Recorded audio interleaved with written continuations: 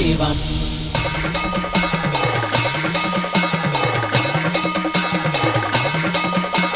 महादेव का भस्म रमा के महादेव में रम जाऊं, आत्मसात कर लूं शिव को मैं और शिव में ही थम जाऊं।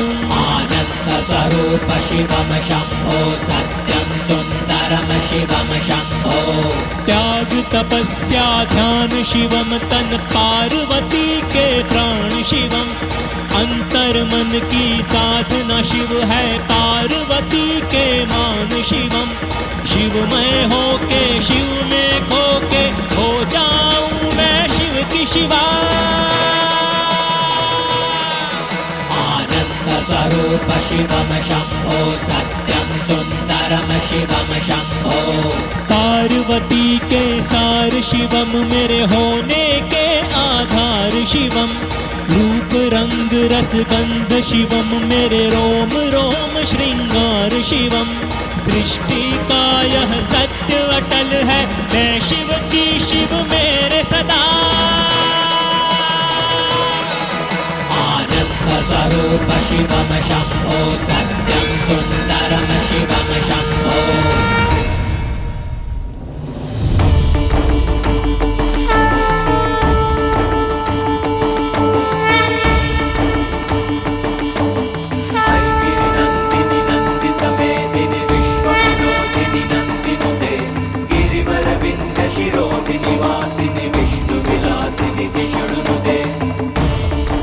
देवी पार्वती की आदि शक्ति बनने की यात्रा आरंभ हो चुकी है। यह उनकी पहली सीढ़ी है।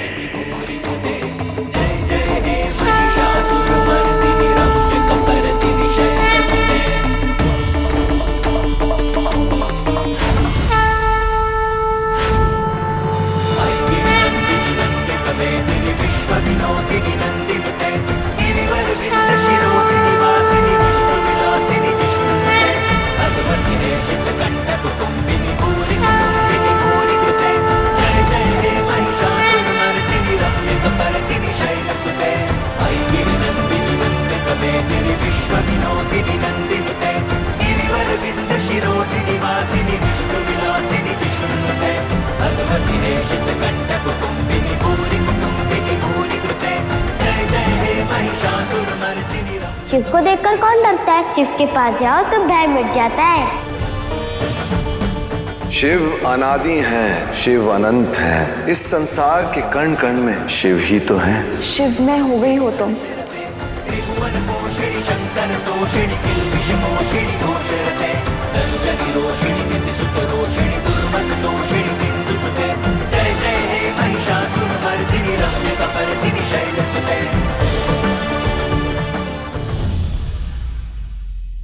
पार्वती, तुमने भरी सभा में अपने माता पिता, कुल और संस्कारों को लज्जित किया है। क्षमा मांगो सबसे।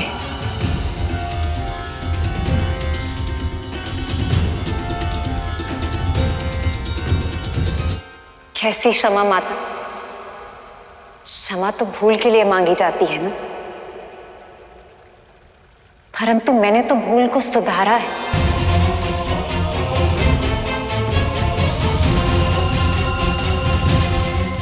और एक इतनी बड़ी भूल होने से रोका है, तो फिर कैसी क्षमा? सत्य कहा तुमने। तुमने केवल भूल ही नहीं बल्कि घोर अपराध किया है।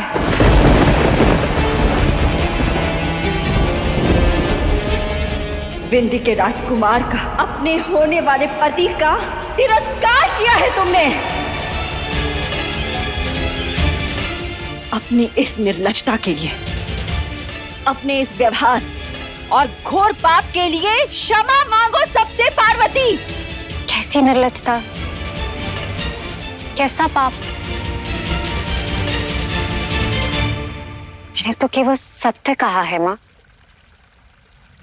और सत्य कहना निर्लज्जता नहीं।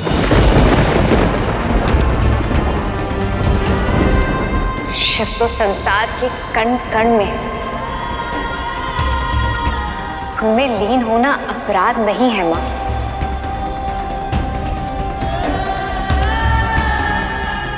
शिवमय होना तो सुख का सूचक है माँ, शोक का नहीं। अपराध है। भरी सभा में घर आए अतिथियों के सामने अपनी माता पिता की इच्छा का अनादर करना अपराध है। अपने होने वाले पति को तिरस्कृत करना अपराध है। और अपने इस अपराध के लिए तुम्हें क्षमा तो मांगनी होगी पार्वती।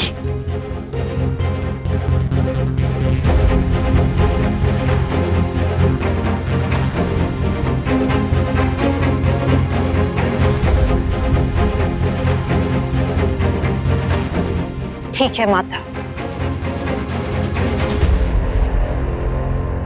मैं क्षमा मांगने के लिए सज्ज हूं।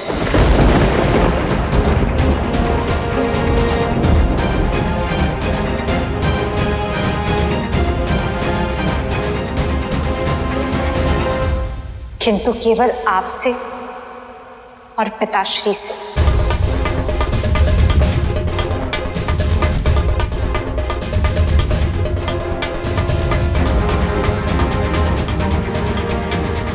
वो भी इसलिए क्योंकि मैं अपने वचन पर अडिग ना रह पाई। शिव के लिए अपने प्रेम के प्रति पराजित हो गई। अपने शिव की भक्ति में शिवमय हो गई।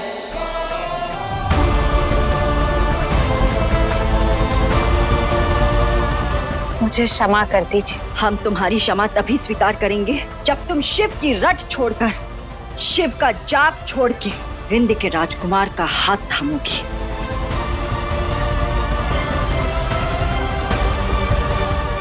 परंतु माता, मैंने तो केवल शिव को स्वीकार किया है।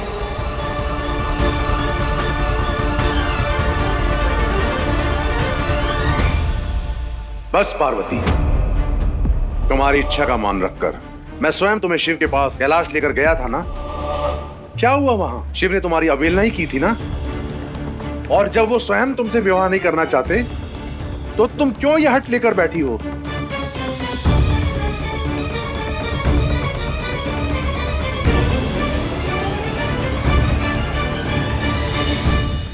मैं शिव की मंशा नहीं जानती पिताश्री। मैं अपने मन की बात कर रही हूं। मैं शिवमय हो गई हूं।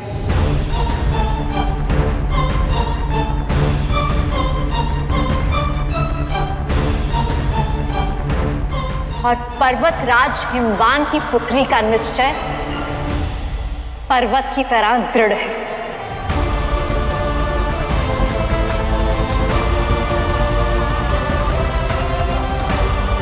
यहां तो केवल मैं शिव की होंगी या आजीवन कुंवारी रहूंगी, कुंवारी रहूंगी, कुंवारी रहूंगी, कुंवारी रहूंगी, कुंवारी रहूंगी।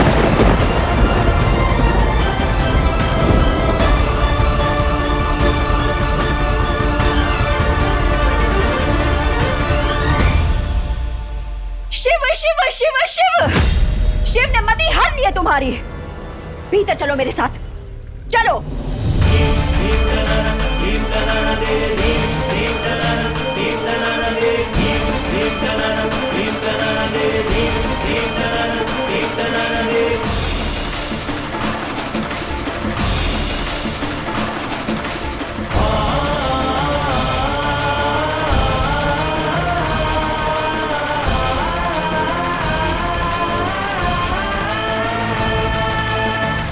माँ, पार्वती के मन को समझिए। सोचिए, जो साहस आज उसने समाज भर के सामने दिखाई है, जो दृढ़ता उसके कार्य और उसके स्वर में थी, उसका केवल एक ही आधार है माँ, प्रेम का।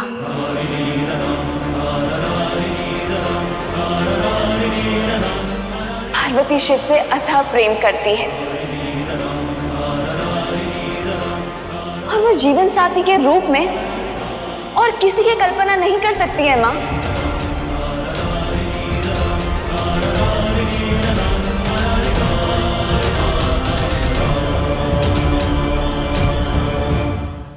अर्थात इन सब के पीछे तुम थी। पार्वती के शांत मन में विद्रोह की लहर तुमने डाली थी। क्षमा कीजिए पिताश्री, परंतु इस समय मैं आपसे केवल इतना ही कह सकती हूँ कि पार्वती का जन्म, उसका जीवन शिव के लिए है। वो शिवमय है।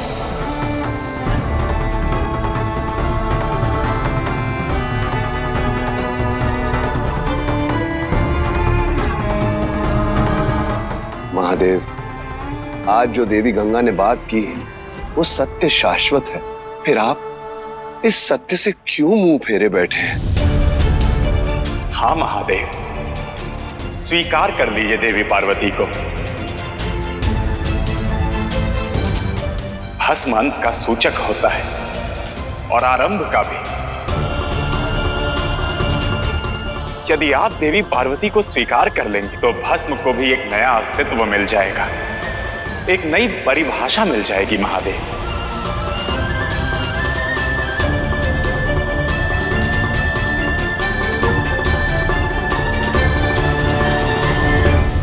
इस प्रकार भरी सभा में निर्भीक होकर अपने प्रेम को स्वीकार करना केवल प्रेम की शक्ति से ही संभव है। उनका निर्णय अडिग है, शक्ति शिव की ही होगी।